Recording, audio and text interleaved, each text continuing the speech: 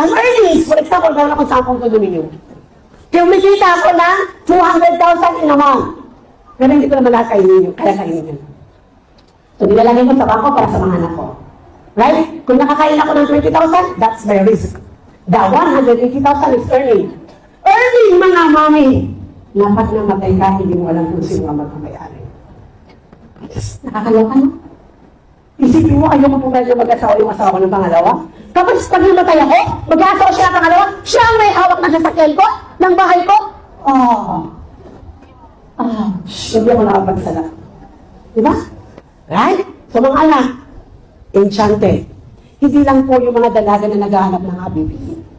Right? Mga parents, enchanted sa asawa niya. Sabi mo, subukan naman na malaman ng abi mo, kunin mo na mag-asawa yung abi mo. Mata, yatitan. Yung ganun po na akong dami na kasi enchanted. Nabubuhay, hindi sa Allah, kundi para sa kanyang asawa. Right? Next slide po. How to heal? First, having the right knowledge and understanding of Islam. Anak, ano man ang problema mo, huwag kayong mag-usap-usap. Sayang yung time. Mamaya mag-usap-usap kayo, yung shaitan gaganyan kanya. Right? Ano man ang problema mo, ito man ay failure sa pag-aaral, bumagsak ang negosyo, yung mga anak problema, whatever, in love, yung isang iba naman, whatever, ang pinakaunang solusyon, having the right knowledge and understanding of Islam. Hindi po pwede na alam mo na harap pero hindi mo na hintindihan.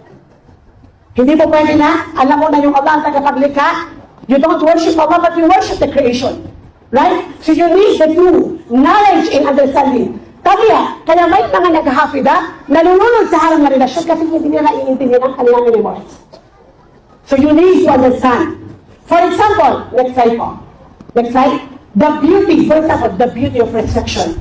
Bakit kaya ipinagbabawal ng Allah? Spaghetti pataas pa ba? Bakit kaya na?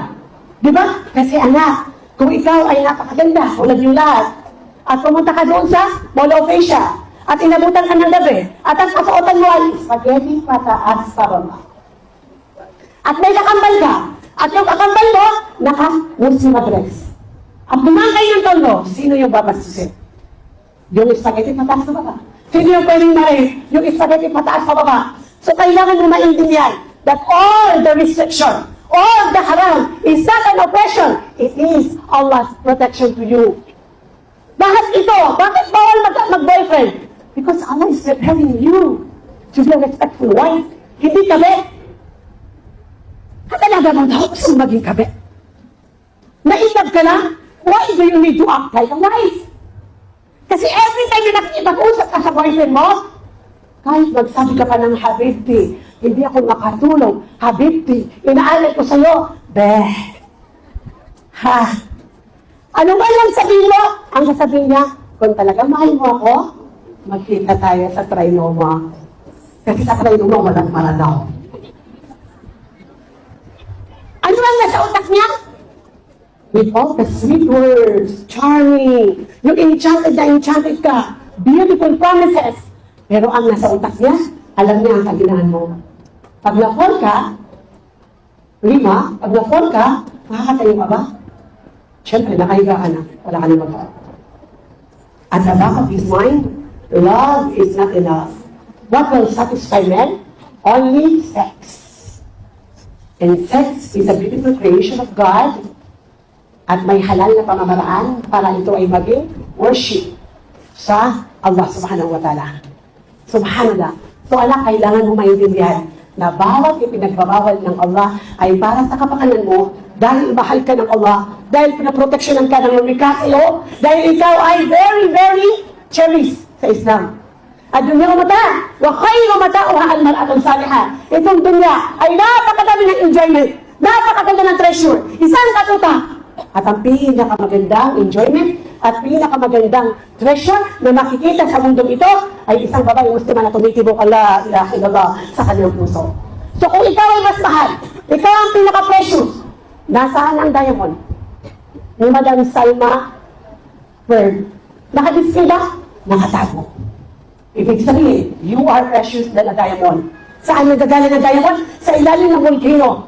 Bakit hindi mo hayaan pumunta yung boyfriend mo sa bahay ng tatay mo, bakit kailangan mo maging magnanakaw?